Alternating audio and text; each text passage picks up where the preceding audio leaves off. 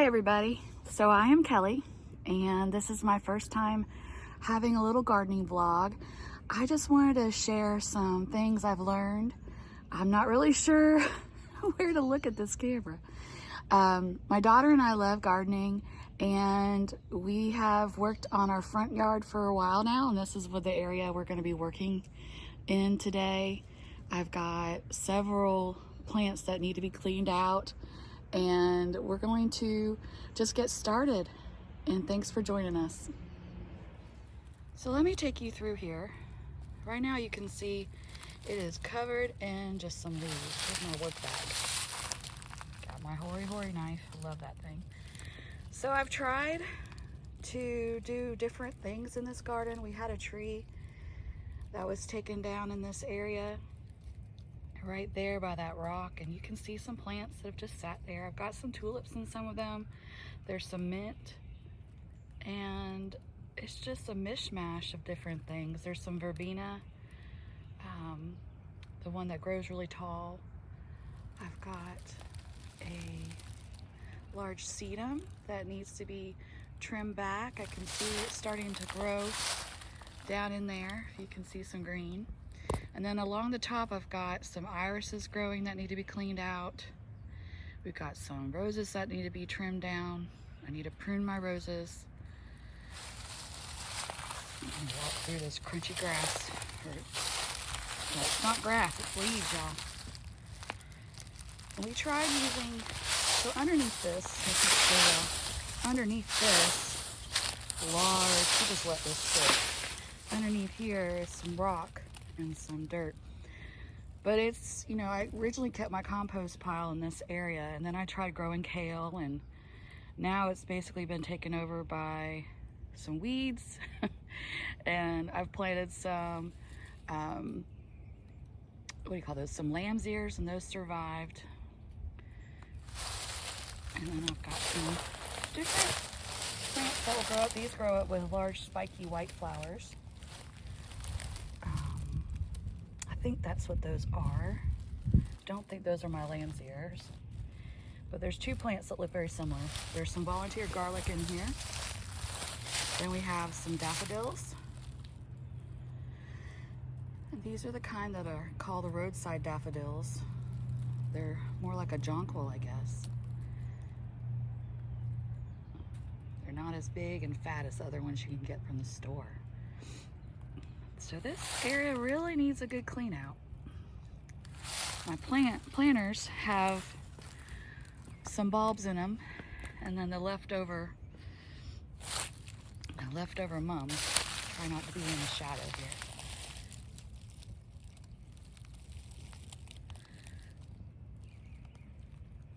So this will need to be trimmed back. It's time to trim it back. We've got the sun coming out. So let's get started. So I've started to take out some of these sticks down in here, which are really the remainings of our chrysanthemum down here. And when I take them out, we've uncovered that there is some little beginnings of chrysanthemum down in here.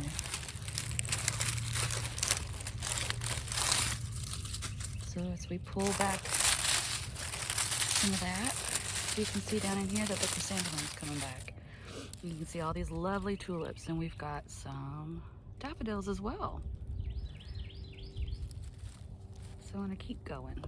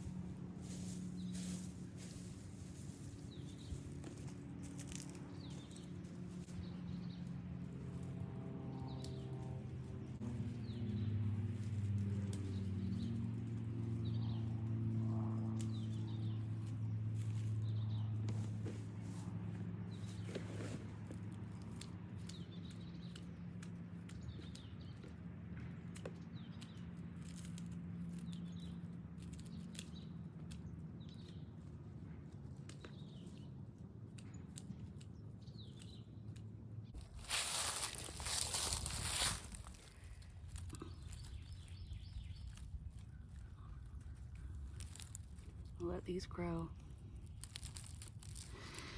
Hoping that they would disperse their seeds and then also feed the birds. And there's something, I think there's a bird family that lives up in this little tree right in here. In fact, I can kind of see a little hollow back in there. So yeah, I think there's a bird's nest in here. But let me keep going. Let me see if I can get all this grass out.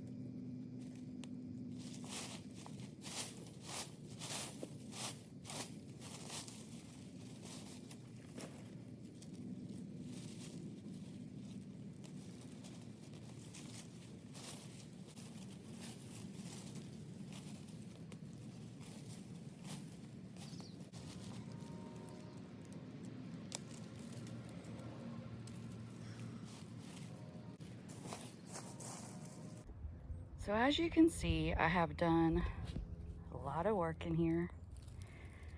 Gotten a lot of the grass over there around the rose bush, and there's still a clump. I'm still gonna get that. But it just goes on up underneath the ground, underneath all these leaves. And I think I'm gonna wait for a wet day to come in here and pull the leaves out and just pull it all up all at one time. These leaves are good to keep the moisture in the ground, so that's why I do it, because we have really good heavy clay soil that I've tried to amend and make more usable. This ground, when I first started gardening in here 12 years ago, was almost bright red. And we had a little tiny border around here. So I'm gonna cut back some more of that stuff, but right now I wanna focus on this rose bush. It is a knockout rose. It's a salmon, pretty salmon color. And every year about this time, I give it a hard prune. And I also try to cut out any limbs that are crossing each other. Like this limb right here, it goes straight up. And eventually it crosses over here. I still want this limb, but I need to make sure that what we have in here is giving it enough room to breathe, and I clean out all the dead stuff. And I try to cut it back by a third. So I've already done that here. I still need to do it with this limb over here.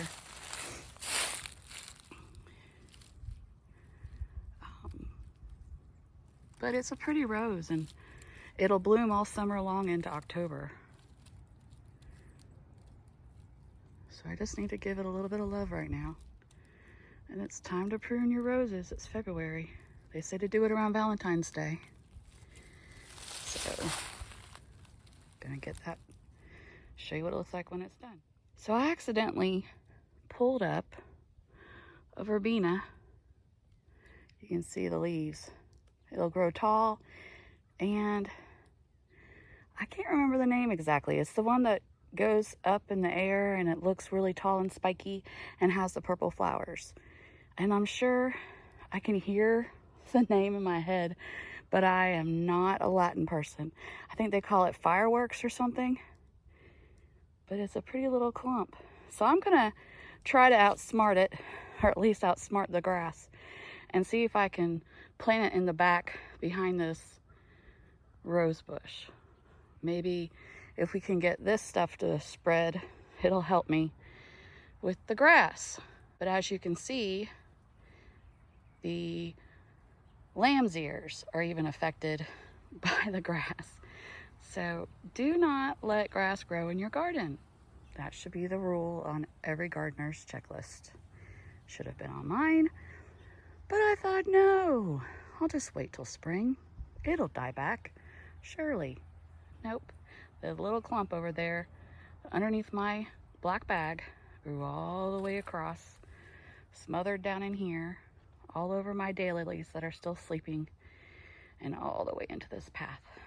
So don't do that to yourself, and I'll try to remember the same. This garden bed's ready to wake up. I'm afraid to pull all of the leaves back. It's 70, but they say it's fall spring.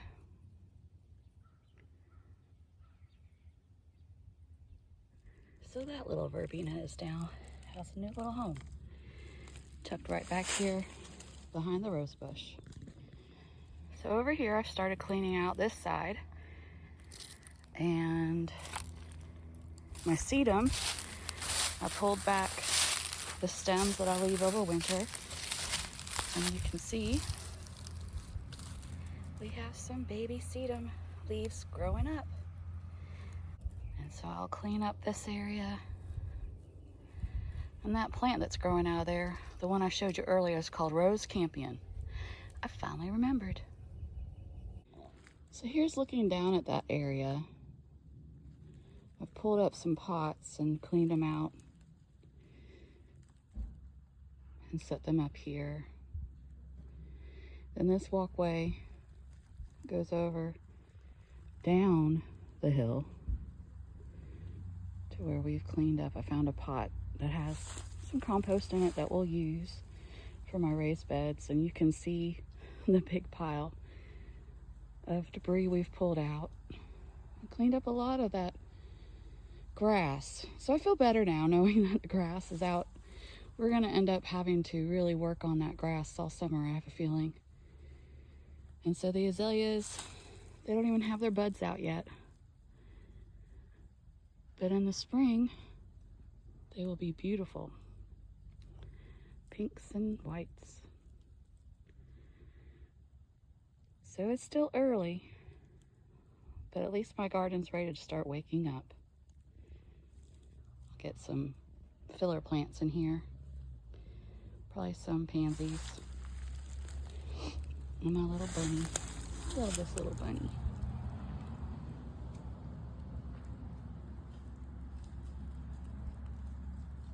So I'm down here with my compost, and on this side over here, next to my compost bin, I have been putting basically leaves and any garden scraps, things like that, sticks, anything like that that we could use to help fill up garden beds with. This will help us not have to buy as much soil.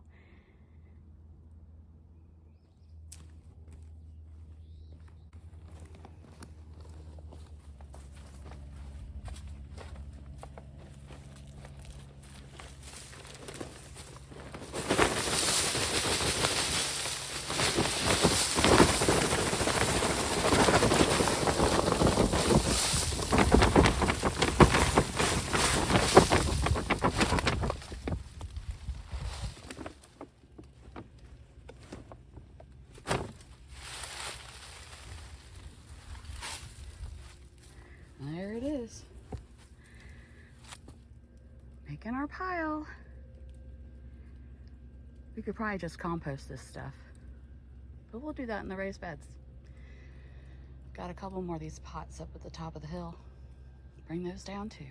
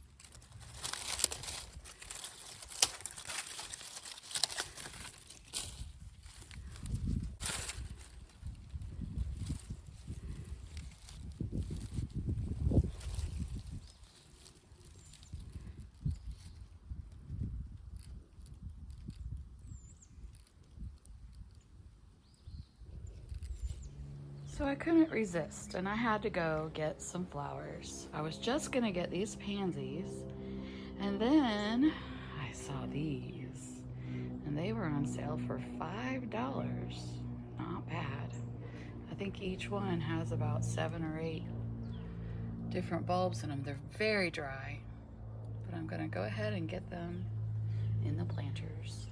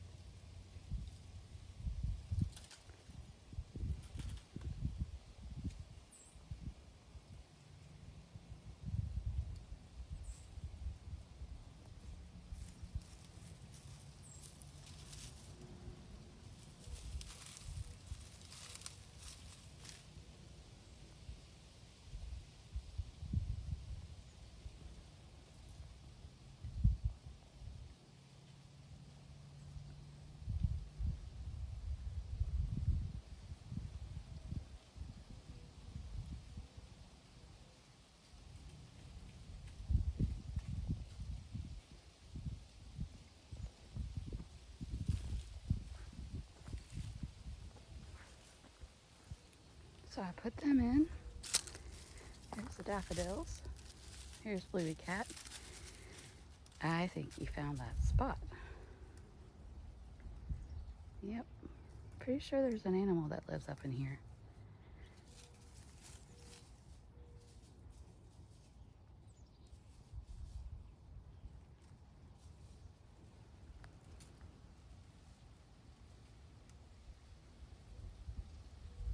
I left the $5 tag on. I'll get it eventually.